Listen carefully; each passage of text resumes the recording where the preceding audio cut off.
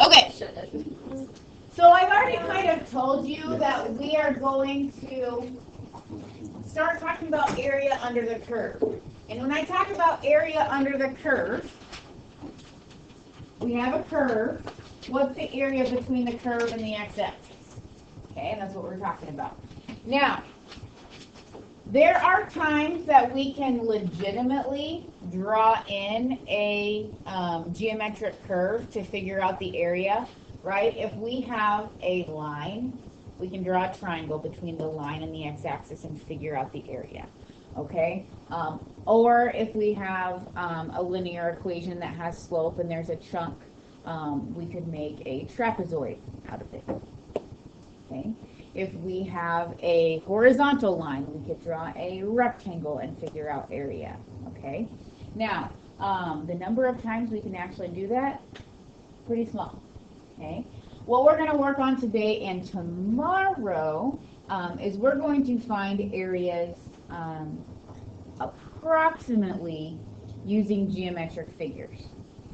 Today we're going to focus on using different kinds of rectangles.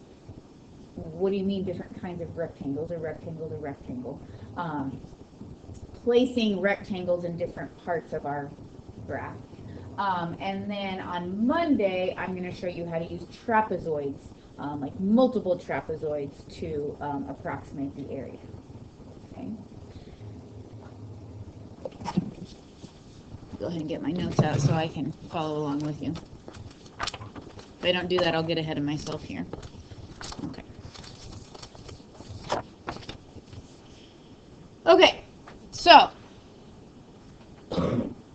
here are the different ways we can use rectangles. I have the same graph here. We could do what we call a right endpoint approximation. And that means on our curve, the right hand of the rectangle would be on it. So the right hand of the rectangle sits on the curve.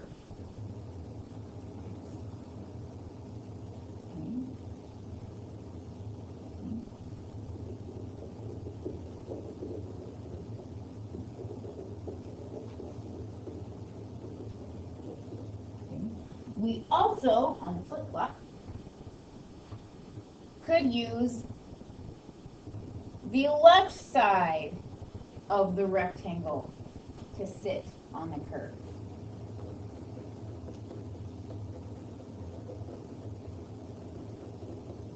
Okay. Now you can see between those two pictures, one overestimates, one underestimates, right? Okay. We could also use the middle of the rectangle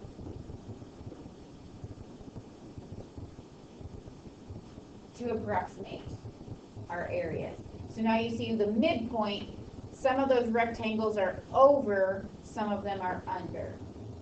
So kind of, it's still not going to be perfect, it's still going to be an approximate, but it may be closer than a left or a right. Now I'm going to go to a website. I'm going to show you some graphics on GeoGebra, I think is the website. I'm going to show you some different pictures. You can just sit back and relax, but think about what would happen to our areas in these different scenarios.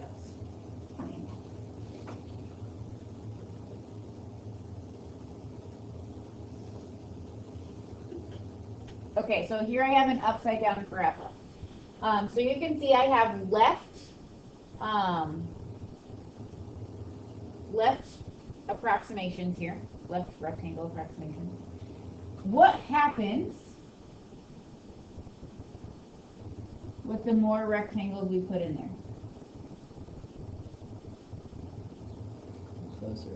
Closer it's going to get, right? The fewer the rectangles, right, the more space we have either inside or outside of our area, the more we get the closer it's going to be. Now, do you want to individually find 43 rectangles? No. But if I gave you, you know, 7 or 6 or 7, you could find 7 rectangles, not a problem. Okay, Joe? Where's 43? Could we just find the midpoint of the curve and find half of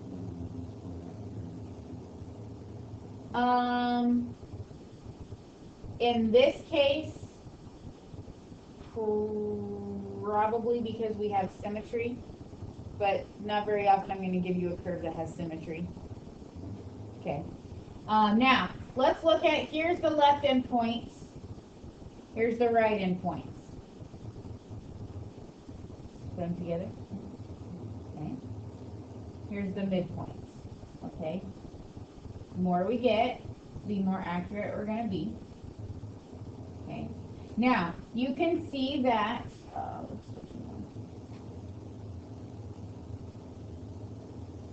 okay, so for our left approximations on the right side of this graph, we're over approximating. On the left side, we're under approximating. When I change it to right, that flip-flops, right? We're going to talk about that in a little bit, what characteristics are going to create under versus over approximation with left and right. But first, I want to figure out how to find left and right.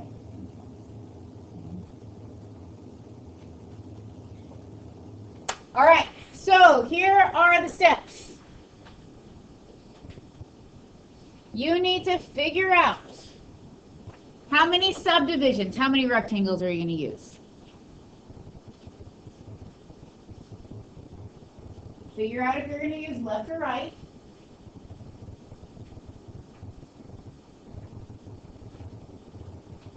We need to know how wide our rectangles are, how high our rectangles are, and then we can add them together.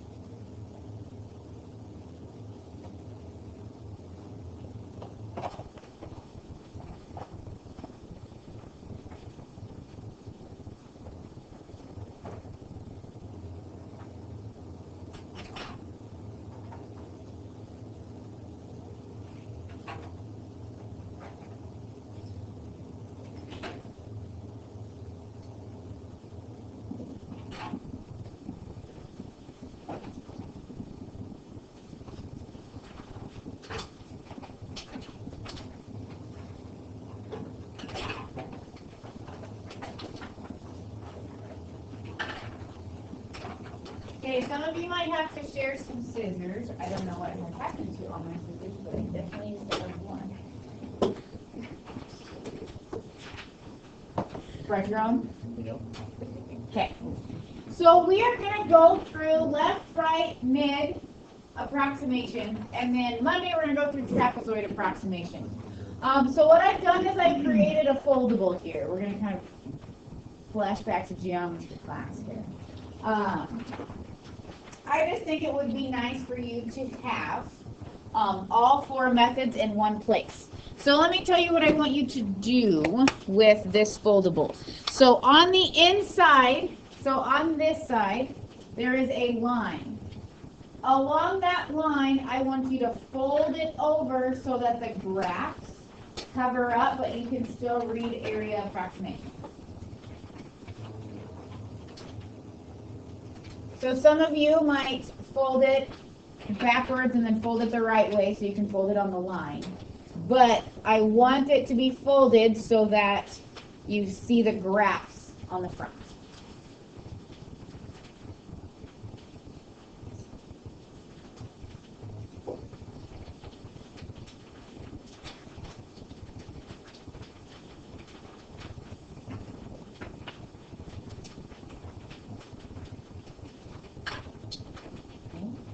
Once you have it folded, then I want you to open it up and I want you to cut along the lines only until the fold. So that you have like 4 little books.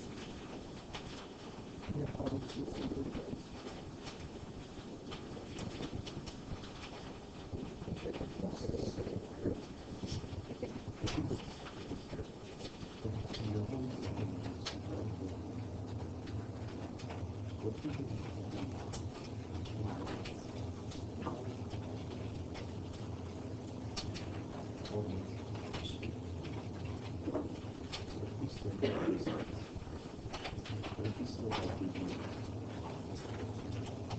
Oh, you do.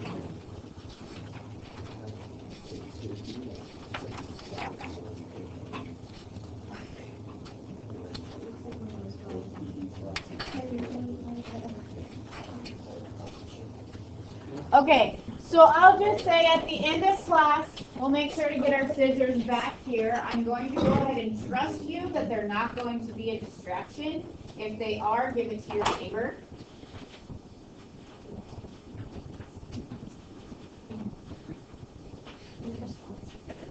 All right, we have 4 little books here.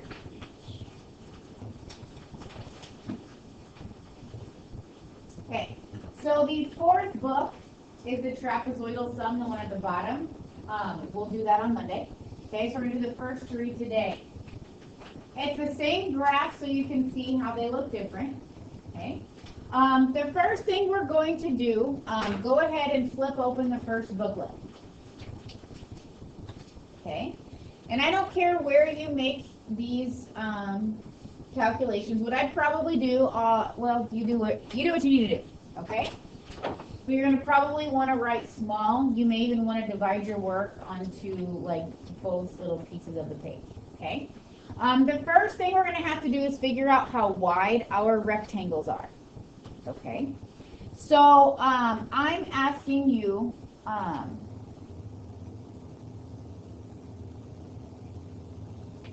all it says is we're finding the area from 0 to 2. Okay.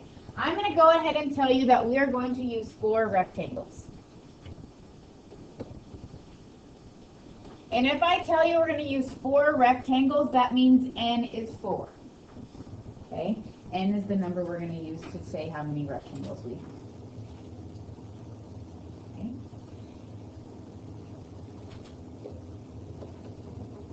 When we describe the width of the rectangle, we're going to call that change in x. Okay? Because that's the change in x from one rectangle to another. Okay? Now, explain to me how we would calculate the width of a rectangle knowing how many rectangles that we have and our interval. You take the range of the interval and divide it by the number of rectangles. Okay, the range of the interval divided by the number of rectangles. So if our interval is from A to B, we're going to take B minus A, so we know how wide the interval is. Divide that by the number of rectangles. So in this case, we have 2 minus 0 over 4. Change in x is 1/2. The width of our rectangles is 1/2.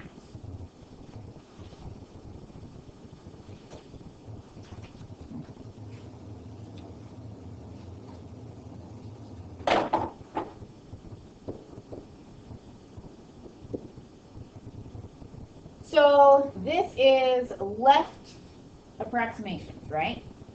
Okay? Correct. I should say not right. Here's 0 to 1/2. That's our first interval. If we're putting the left side on the function, that would be right there. What's the height of our rectangle? 0.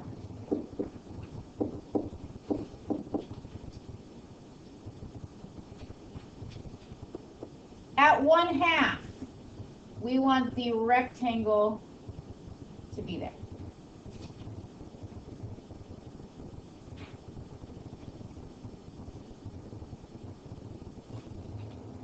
Okay. The width of that rectangle is 1/2. And then the left-hand rectangle sits, x is 1/2. We have to find our function value. Okay. Well, if x is 1/2, to get our function value, we would have 1/2 squared. Because our function is x squared. Okay.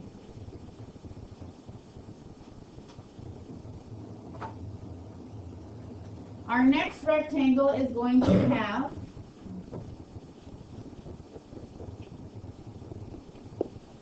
a width of 1/2. Okay. Since the left side is sitting on the function, that is where, that's the height of x is 1. So we need the function value at x is 1.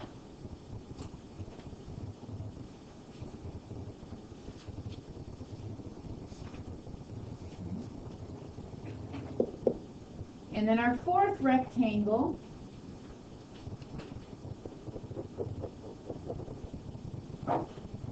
has a width of 1/2. The left side is sitting on the curve, which means that's the height when x is 3/2. Okay. Let me show you what happened.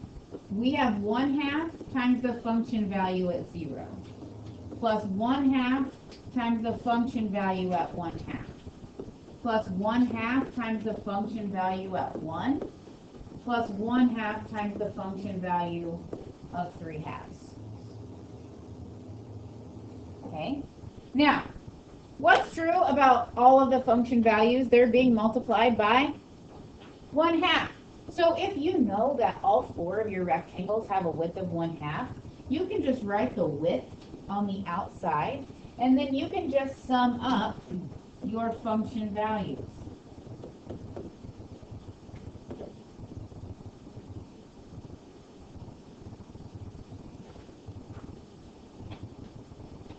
(1/4 plus 1 plus 9/4).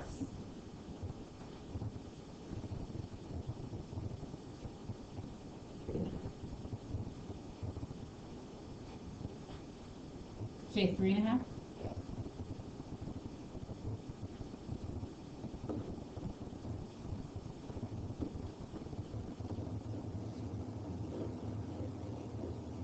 So that's not what I wanted to do.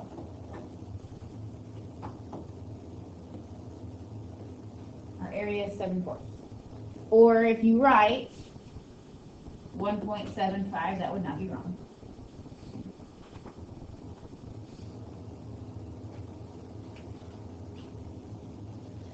Okay, so what I want you to notice is that we started, well, 1/2 was our width, right? All of them had 1/2, so we could factor that out.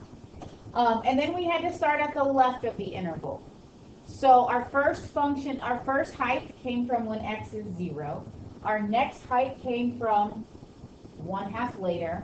Our next height came from 1/2 later. Our next height came from 1/2 later.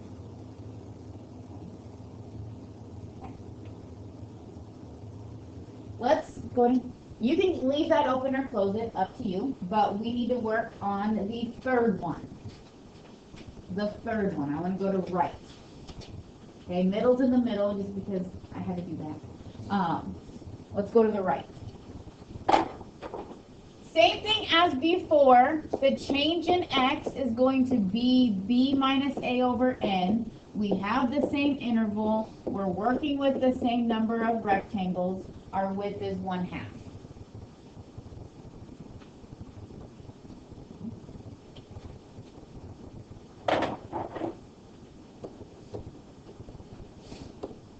Okay, now this time our area is coming from the right side of our rectangle being on the curve.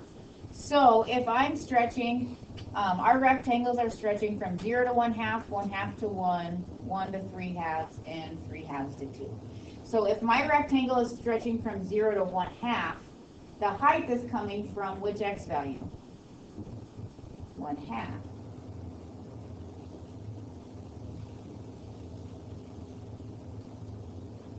So 1/2, our height is coming from 1/2. Our next rectangle is stretching from 1/2 to 1. Since we're doing right endpoint approximations, right side is sitting on the curve. So our second rectangle has a width of 1/2 And the height is the function value from when x is 1.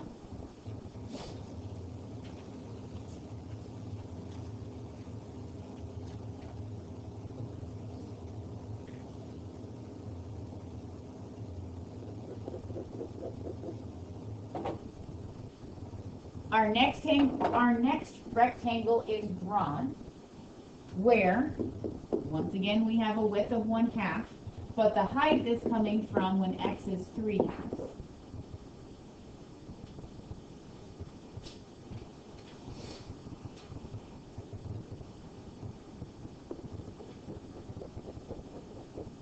And our last rectangle has a width of 1/2 and a height coming from when x is 2. So now notice, once again, our width is 1/2. We can factor that out. Okay, but now we were talking about right and point approximations. Our interval begins at 0, but we didn't care about the height of 0. We cared about the height of delta x into it, right? 1/2. Also, if you want to think about it this way, since this is a right endpoint approximation, the right endpoint needed to be there. So our interval stretched from 0 to 2, so f of 2 is there, and then if you want to move delta x backwards, you could think about that too. All right? So what we have is 1/2 times 1/4 plus 1 plus 9/4 plus 4.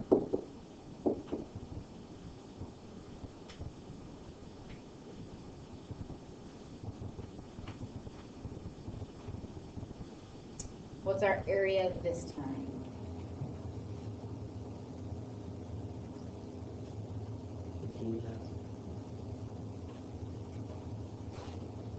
Inside the parentheses? Yeah. Okay, so our area would be 15/4. If you want to write it as 3.75, you could.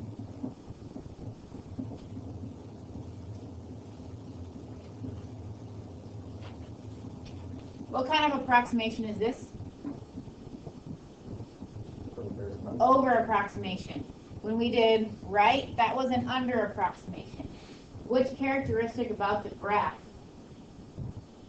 makes it to where the right under approximates it, excuse me, the left under approximates it and the right over? Okay. Since it's on the right, the left part will hang inside of the graph, I guess. I'm not understanding that. And like the left will be the little gap between. Okay, so what I'm trying to ask, it's not necessarily because we're in like the right side of the graph. Which characteristic about the graph is causing the rectangles to be like that?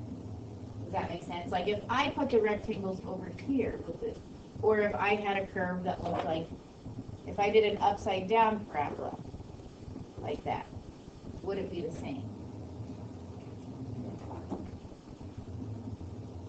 Okay, so what's the characteristic? Increasing. Okay, because it's increasing, these are under approximating. Since it's increasing, these are over approximating. Once we turn that parabola upside down, the opposite would happen because we would have a decreasing piece. Okay, and we'll look at a picture of that here in a little bit. Let's go ahead and work at midpoints. Midpoint. Okay. Our delta x is still going to be 1/2. Okay, so if you still want to write, and I don't know how you're going to reference these, so if you want to write delta x equals b minus a over n, delta x is 1/2. Okay. Here's where it gets a little bit exciting, right? Our area. Our first rectangle will still have a width of 1/2. But the middle is where we're getting our height. What x value is that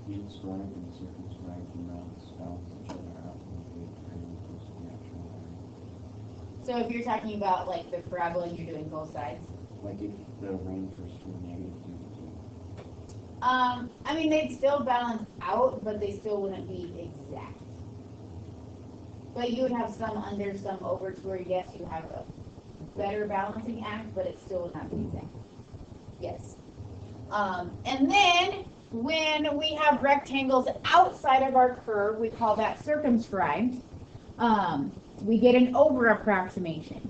So you see now that this curve is decreasing, our left endpoints are over approximating, versus when we were increasing, our right endpoints were over approximating. You don't have to memorize which is which, because you're going to be able to draw a rectangle and figure it out. All right, but you do need to be able to visualize what's going to happen. Okay.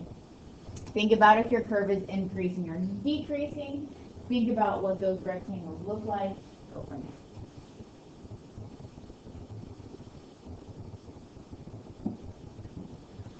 I have an example that I wanted to do the over approximation and the under approximation.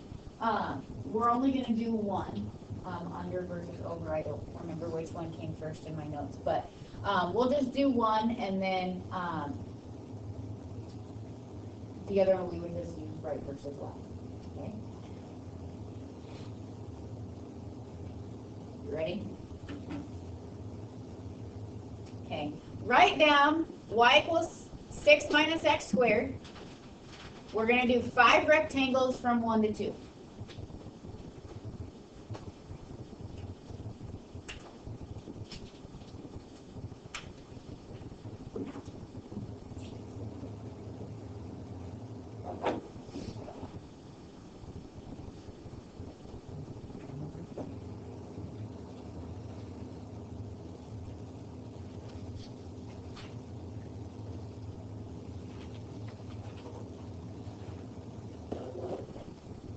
I want the lower sum. Lower sum means we would use right or left.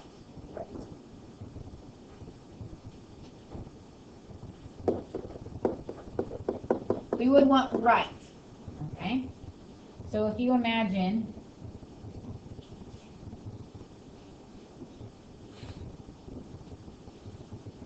this is going to be too bad. I can handle it. All right. So delta x. Delta x, we take b minus a over n. What's our change in x? 1/5. Not a pretty number, but we can handle it. Okay. Now, when we go to find the area, 1/5 is the width of all of our rectangles. Let's just factor it out now. If we are doing right endpoint approximations, our first rectangle, which x value is the height going to come from?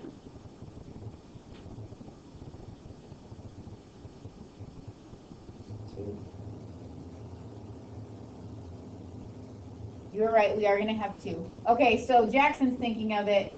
My last rectangle is going to come from 2 because it's the right endpoint. Kind of like that. Okay, our first one's going to come from 6/5. 7/5. 8/5. I didn't give myself enough room. So each of these are going to be 1/5 apart. So whether you start on the right or the left, I don't care.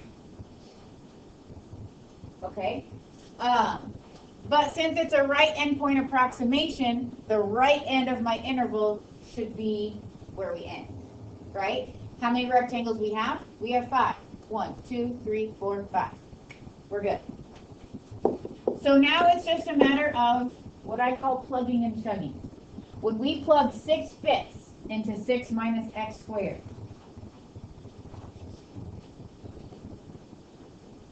we get 4.56. I have them as decimals. You can do them as fractions.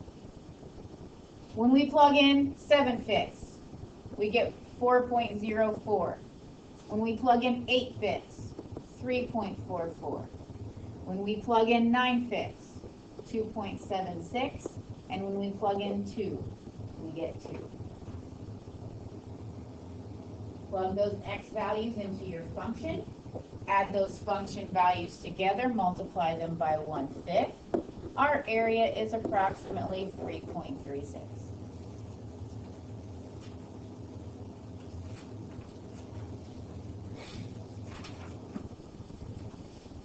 Okay? Now, you might think to yourself, oh, I'm just finding area of rectangles, that's not so bad. You do need to practice right versus left versus middle to make sure you can get it set up correctly. So please reference your gold sheet for the homework. It is it's like the 4.2 continued. All right, it's the second 4.2. It does have something specified in the gold sheet about when to use midpoint in your homework. Please make sure you look at that. I need my scissors back. Juniors, if I need to sign off on sheets and you've given me your green sheet, I will do that. It's going to be a beautiful weekend. Enjoy the weather before it gets cold again, because you know that's what happens.